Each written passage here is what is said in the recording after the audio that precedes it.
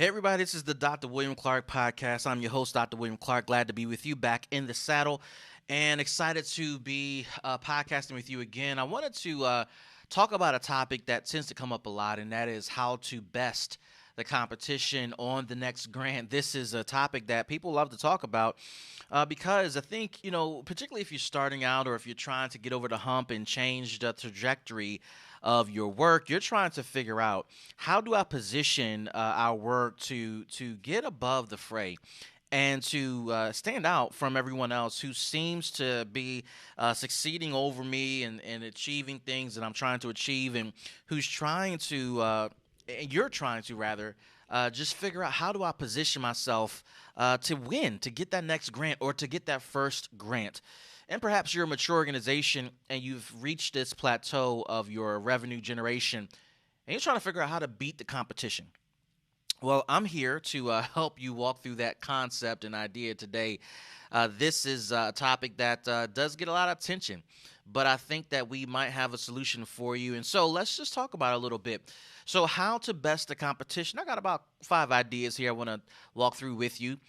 Here's the first thing that I always tell folks and I always advise folks, and that is you got to have a grant writing strategy. Now, this seems to get overlooked by so many people, but here's the reality. You do need to have a strategy for writing the actual grant and fundraising in and of itself. It's not enough to identify a grant, and it's not enough to look at a grant database and say, hey, let's go after all of these grants and make our case. That is probably a bad idea. It's a real bad idea because I think, you start to look at these grants and you start to look at, okay, what are we doing to get on the radar, and what are we doing to find out about grants in the first place? And that puts you in an awkward position because you're now trying to chase grants that you think are in your best interest when they are not in your best interest. And so that creates a struggle for you. It creates a struggle for your organization. And at the end of the day, you shouldn't be chasing grants. You shouldn't be chasing after lists. You should be focused on your internal organizational strategy, your mission, your vision, your goals, everything that matters to you, your value statements, how you view the world, and what you believe is good and fair business practices, and what you believe to be fair services to provide to a customer. And once you get to that point, you then have to start to write grants that appeal to that connect to that concept. And this is where a grant writing strategy comes into play, right? It's not enough, again, like I said, to put pen to paper and think that's going to suffice what needs to be done to get a grant. Rather, the grant writing strategy is all about how are you going to write the grant. Again, the key word in all this is how. How are you going to write the grant? How are you going to put pen to paper? How are you going to transfer information from your brain to other people? And it requires a grant writing strategy. It's not simply looking at all the questions and going down in order 1 through 30 and saying, here's our answers. No, you need to be more strategic than that. Over the years, I have engaged in what I call a grant writing session.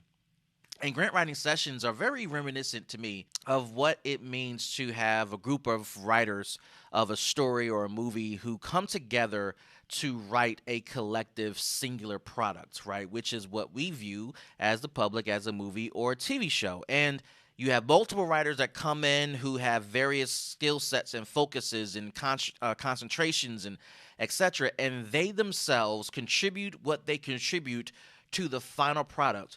And what we see as the viewing public is the final product. But when you look at all the credits, you see all these people that contributed to the work, including multiple writers. And in a writing session, just like very much so in a strategy development session for an organization, a mission development session for an organization, same with the grant writing session, it is about multiple ideas coming together to create one.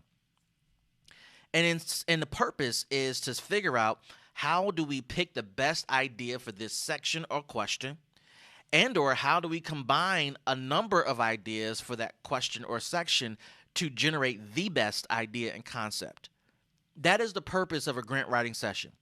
If you're looking to best the competition, if you're looking to beat out the next group of people for that next competitive grant that is on your radar, and that's on your trajectory to accomplish, one of the first things I encourage you to do after you do your internal organizational stuff is to engage in multiple grant writing sessions. If you are writing a grant alone, even if you're the grant writer, the grant developer, or fundraising development person, or whatever your title is, if that's your job and you're doing it by yourself, that is a super bad idea.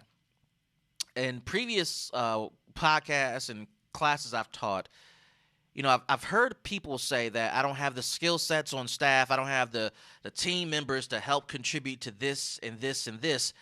And my feedback is, listen, if you have access to bodies, you got enough people to help you write a grant. And if you have people around you who are doing programmatic stuff and you're not properly leveraging them, you're not using their skill sets, you're not leveraging their time or capacity to extract information in a succinct, strategic way, then you are putting yourself in position to lose grant opportunities, miss out on grant opportunities, miss deadlines, to give up on grants, to not win grants, you're losing opportunities to write your best stuff. And the team writing process is not always just, hey, you write a section, and we're going to do this together and combine it, and boom, there it is. No, that is a bad idea as well. We see a lot of that. If you guys been to college, many of you who've been to college, you've been involved in a group project, right? Where we get assigned group projects, and we say, all right, Timmy, you do section 1, Mary, you do section 2, I'll do section 3, and Johnny, you do section 4. And we do those separate things. We rarely check in, or if we try to check in, there's always one person in the group or two that just can't do it. And then in the fourth quarter, at the 11th hour, everybody finally sends their stuff in. We combine it, paste it, insert it into one document, submit it for a grade. And when we see that, that is an example of what people think is a grant writing strategy. It is not. That is not a grant writing strategy.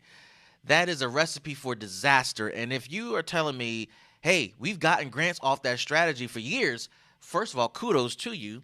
But if you're looking to elevate to the next level, build six-figure programs, multi-million-dollar nonprofits, triple fundraising results, that is not a recipe for sustainability. You will eventually reach a plateau and that ceiling that is glass-like that you can't break through. Therefore, you must engage in a grant writing strategy. I'll give you one little tidbit here when it comes to grant writing strategies. If you have one question, you have everybody contribute to that one question, and you discuss it. You discuss everybody's response, their feedback, their contributions, and then after you discuss it, you figure out, one, does anybody have the best idea out of the group? There should be egoless people at the table, people who are willing to say, yeah, that was a better idea than mine. Or two, I like 3 of the 5 ideas submitted. How about we try to combine those 3 into one? And then the people's ideas who weren't selected, see if you can add more to this. That's how you do a successful grant writing strategy.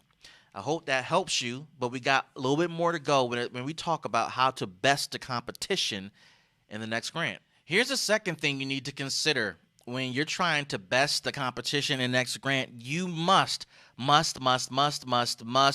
leverage your team and their skill sets. And I started to talk about this in the first bullet. But the leveraging of your team is all about looking at who you do have on your team. Now, we in the nonprofit world are notoriously famous for talking about the lack of skill and talent we have within our departments and then within our organizations. And I think there's an element of truth there, right? But we also tend to feel like we are backed in a corner. And in our culture, the nonprofit culture, you see way too often where people begin to feel like, you know what? I'm the only one that's doing this. I'm the only one that's doing that. I'm the only one that's doing that. And everybody has a self-righteous thing about their approach.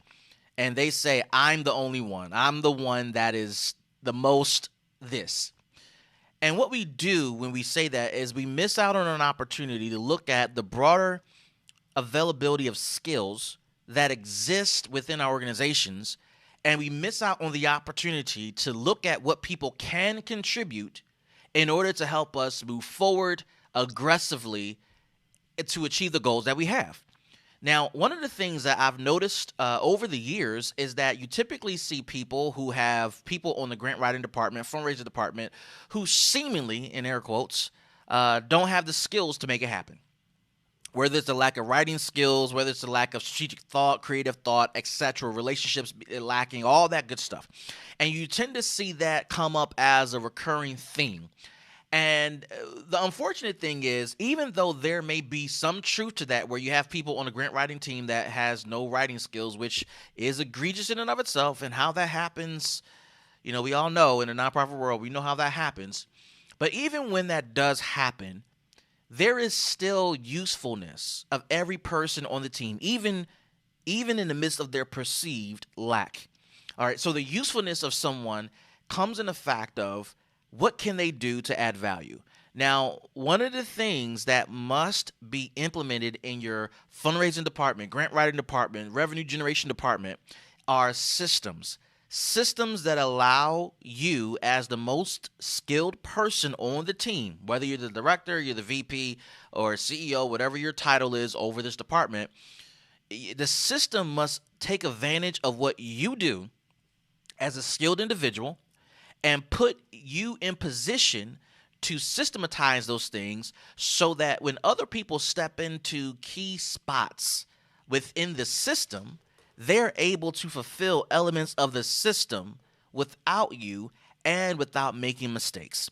So, for example, one of the things I encourage all of my clients and students to do is to create a standard grant application at the top of the year. Typically, you start to work on this in the last quarter of the previous year, and I'm talking about calendar year, or perhaps it's fiscal year, however you want to strategize this out, but I recommend calendar year.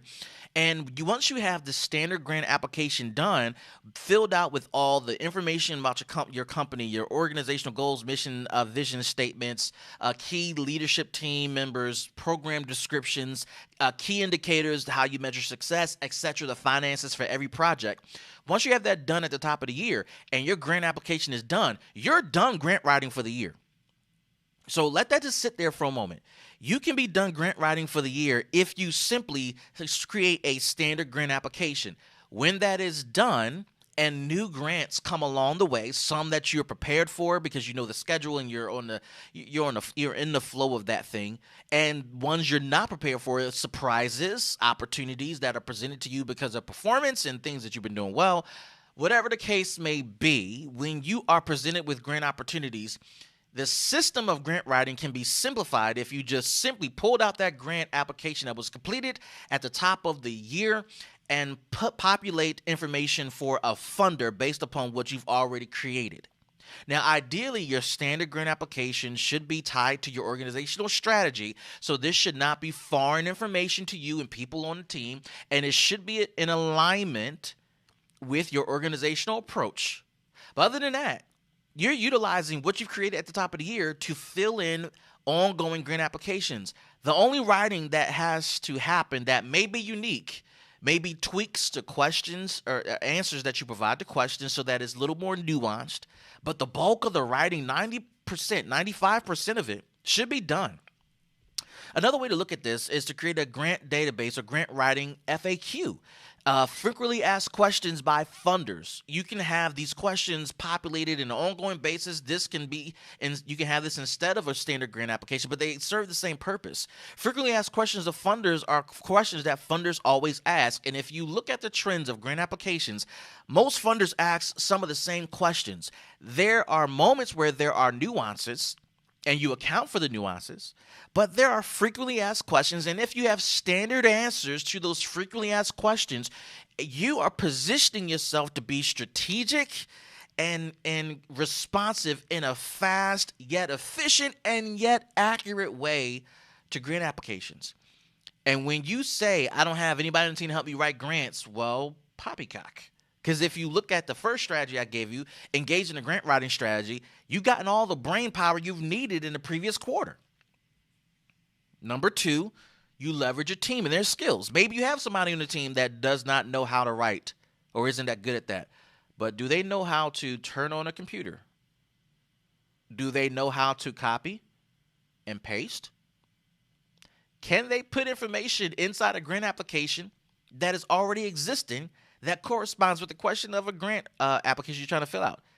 If so, that person who you claim can't add value can in fact speed up the process by simply copying and pasting from the FAQ database of grant information or grant questions or the standard grant application into the current one and sending it off for review, knowing that the final review is yours. You who are watching, you who is responsible for grant writing, the CEO, the vice president or chief development officer, whatever your title is, director of development. When that happens, you can now look at the final product, make the final tweaks, write a little as 5% of the grant application, get it out not only on time, forget that, get it out ahead of schedule, and you're done. Tweak the budget a little bit to reflect minor changes that have taken place, and you're done. These first two tips, grant writing strategy, leveraging your team, it requires, as I said, strategy, systems, processes, but it requires you to plan and think forward. This is what I'm teaching in our podcast, in our Grant Writing 101 Masterclass. It's about strategy. It's about planning. And it's about you providing leadership in that way to your team so they can have the proper guidance to use a system that will produce consistent results. So let's take a pause here, and we'll be right back after this. Have you ever wondered how large nonprofits consistently generate millions of dollars? Have you ever wondered how to write the perfect grant, or how to successfully manage a grant, or even how to find money beyond grants? Hi, my name is Dr. William Clark. I'm the creator and instructor for Grant Writing 101 Masterclass. This masterclass is over 11 hours of training, and it comes with tools, tips, and tricks on how to generate significant money for your nonprofit. Some students have been fortunate enough to build six-figure programs, and others have been fortunate enough to triple their fundraising results. Whatever your goals are regarding your fundraising or your grant writing, the Grant Writing 101 Masterclass can help you achieve them. To register your seat, simply go to mysixfigurefunding.teachable.com, and you'll be taken immediately into our student access portal where you can access all of our trainings. You can take the trainings on demand at your pace at any time. You can fast forward, you can rewind, you can even interact with other students and me all online from the comfort of your home or your office. If you want to secure your seat today, go to mysixfigurefunding.teachable.com. Again, it's mysixfigurefunding.teachable.com. I'm looking forward to learning with you and growing with you as you achieve the fundraising results you're looking for your nonprofit. Hey, family, we're back. So glad you're still hanging in there with us. We're talking about how to best the competition on the next grant. Here's the third thing I'm going to share with you.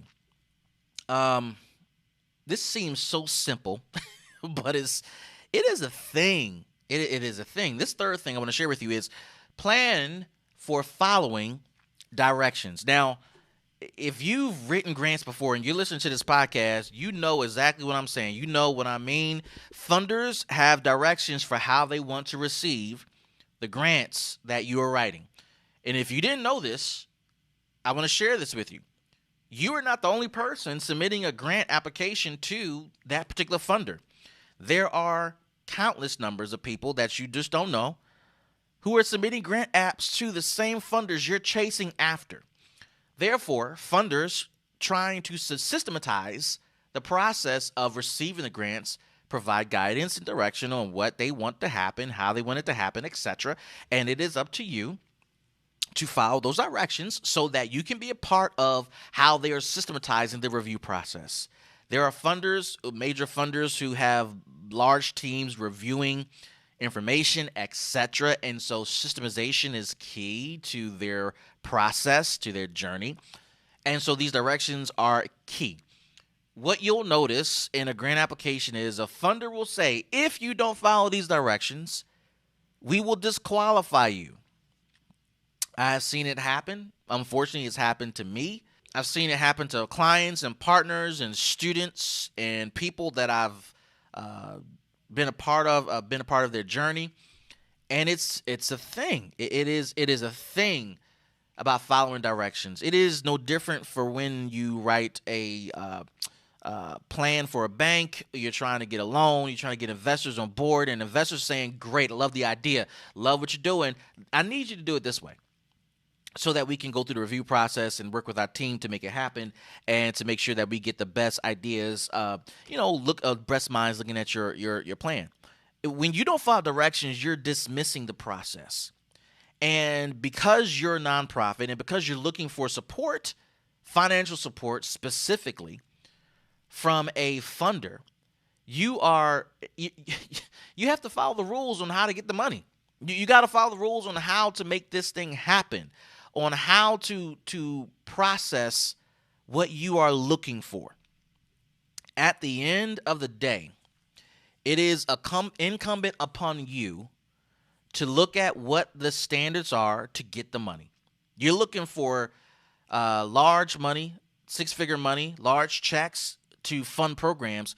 There's going to be more directions. The smaller the amount, typically you'll see a lesser list of directions provided by the funder. But regardless of where you are on the trajectory, you're looking for $500, $1,000, $10,000, $20,000, $500,000, $1 million. There are always going to be directions. There are always going to be directions for how to submit the information. You want to be the one that follows the directions. If you don't, you will see a visceral reaction by the funder letting you know, thanks for your submission, but no thanks, even before they started the review process, because you have infinitely made their job harder. And as a result, they're not going to waste their time reading an application from an organization that doesn't even care enough to read the directions. Let me share this with you. Your inability to follow directions is indicative of your inability to be a good partner, even if they gave you the money. No matter how great your idea is, no matter how cool the concept is, what you're saying is, if I'm not going to follow the directions up front, then when we start to do business together and we want to learn more from you, we want to grow with you, we want to invest time and resources in you, you're not going to honor that. That's what you're saying to the funder. And what they're saying in response is, cool, glad you want to do things your way, but that's not how we roll over here. And it's like any other business partnership. Whether you have a private investor who is looking to invest in you, whether you have a bank looking to invest in you, or you have your mama investing her cookie jar money in you, there are rules of engagement. Not because, in some cases, people want to control you. I think there are cases like that. But because people want to make sure, they want to feel comfortable that their investment is, in fact, making a difference. Nonprofit, for profit, small business, big business. Is my money doing the intended thing? Is the nonprofit saving puppies? Is it capturing the hearts and minds of the community to help kids who need support? Is my money doing the most good, the best good it could possibly do with this investment? That's the question people want answered. Now, they get at that from various ways: KPIs, performance check-ins, follow-ups, etc. But the reality is, if you prove to them before the money is even released that you don't care about what they're asking for, then it's letting them know, you know what? They're not going to be a good partner even if we give them their money. That's tough. That is tough, but it is a truth. And we're trying to get to the bottom of this topic of how to best the competition on the next grant. I can't tell you how many times not following directions has disqualified folks before the game even started. Can't tell you, because it happens all the time. Inevitably, there's always someone. I mean, it's like your kid applying to high school, applying to college, applying to a camp, or applying for this and that, and not following directions. And you want your kid to get in anyway, but there were like 100 other kids who followed the directions. So why were we making an exception for your kid just so he can get into the process, even though he didn't follow the directions? That's tough. That's tough. So here's the fourth idea about how to best the competition. I hope this is helpful to you. This is clicking with you. The fourth idea is to simply follow up. Once you submit your application, once you submit all the materials that I asked for, follow up. Build relationships. Follow up. Make sure things have been submitted. Make sure things have been received. Make sure everybody's on the same page. Make sure people are in agreement that you have met the standard checklist requirements of getting stuff in. There are times that funders are just overwhelmed with applications and other stuff, and your stuff can get lost. Follow up. If you're that person that says, well, I got to follow up with other adults, that is not the right mentality. Things happen. Things get lost. Things get misplaced. Things get shuffled around inadvertently, and you just got to follow up. It's important for you to do that because it's going to make a difference in people understanding how much you care. And it's not about the money. It's about how much you care about the process. Let's take another quick break, and we'll be back right after this. Have you ever wondered how large nonprofits consistently generate millions of dollars? Have you ever wondered how to write the perfect grant, or how to successfully manage a grant, or even how to find money beyond grants? Hi, my name is Dr. William Clark. I'm the creator and instructor for Grant Writing 101 Masterclass. This masterclass is over 11 hours of training, and it comes with tools, tips, and tricks on how to generate significant money for your nonprofit. Some students have been fortunate enough to build six-figure programs, and others have been fortunate enough to triple their fundraising results.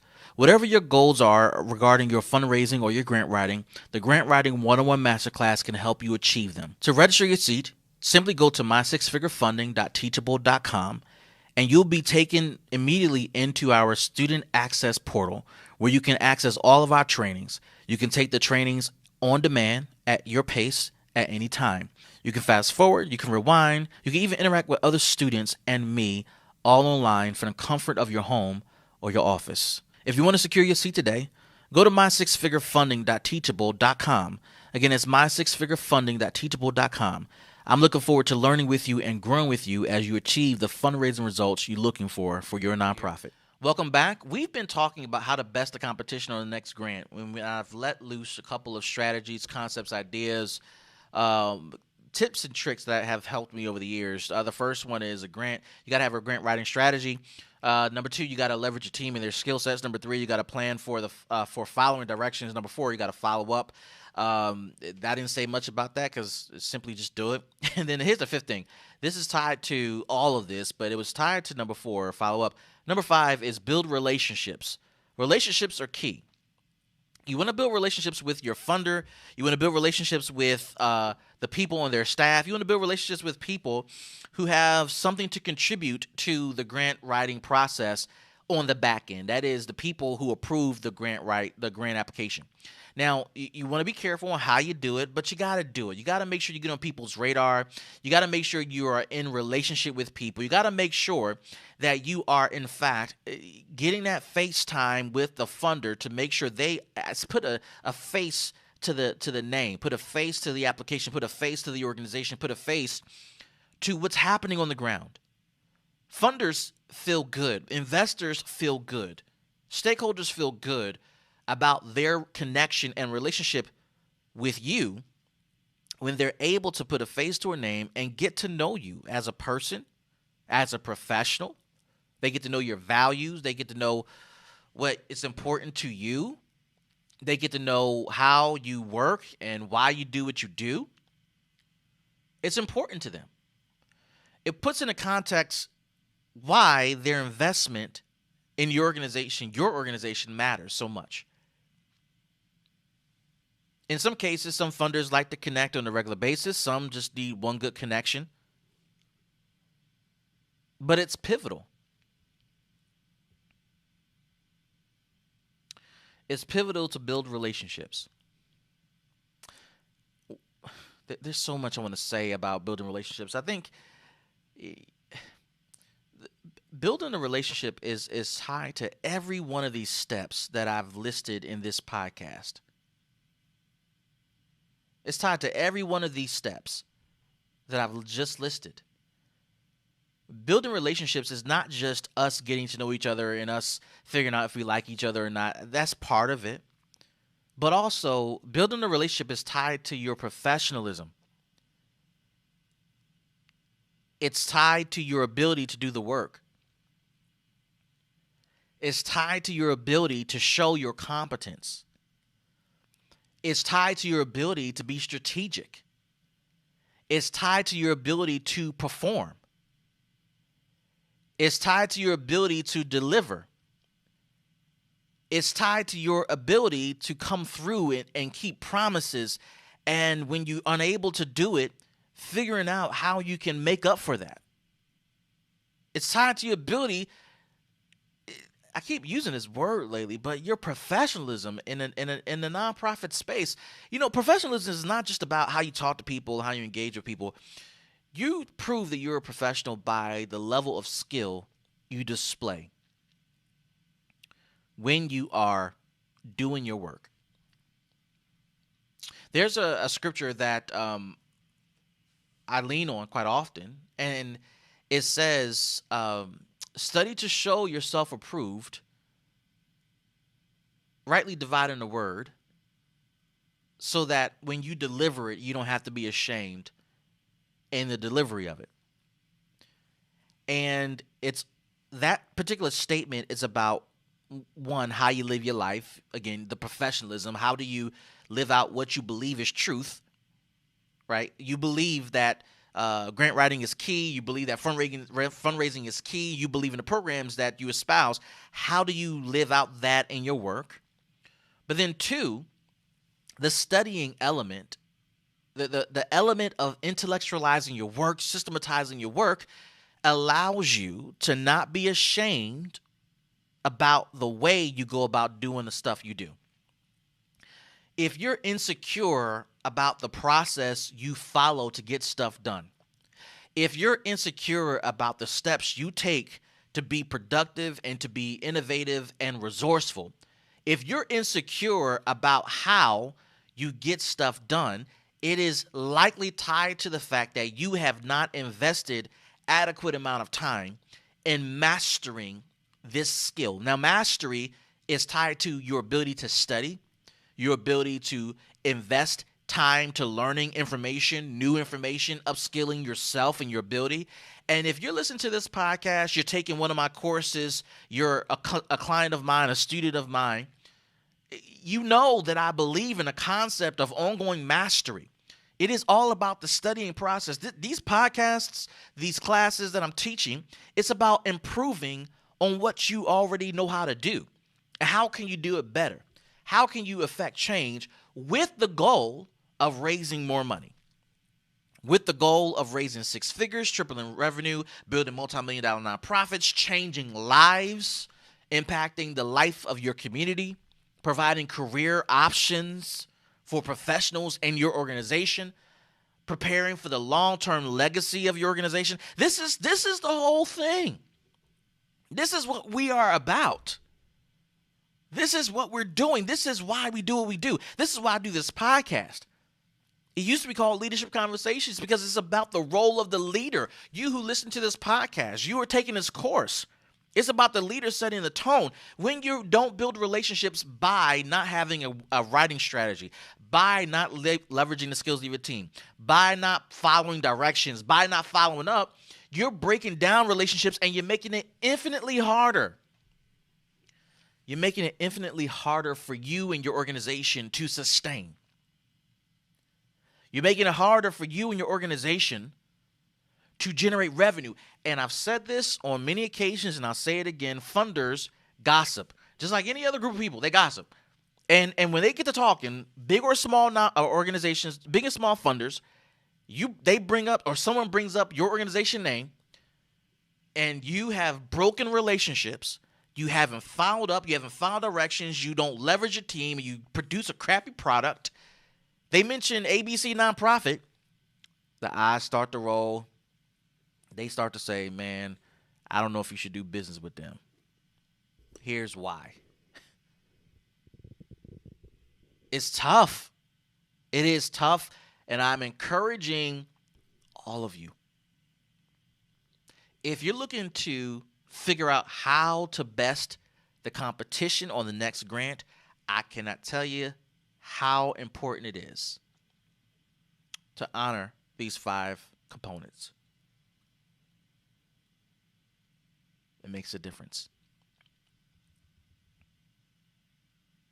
And if you honor them, you'll notice results that you never noticed before, like actually getting the grant and going on a win streak and providing for your team members and delivering on quality programs for your customers.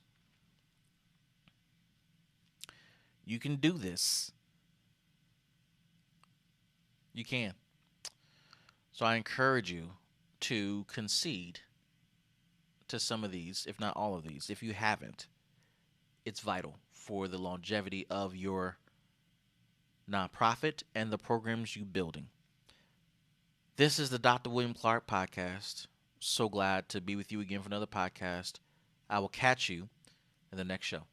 Peace. Have you ever wondered how large nonprofits consistently generate millions of dollars? Have you ever wondered how to write the perfect grant, or how to successfully manage a grant, or even how to find money beyond grants?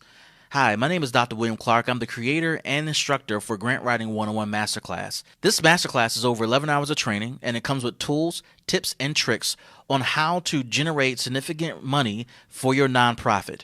Some students have been fortunate enough to build six-figure programs, and others have been fortunate enough to triple their fundraising results.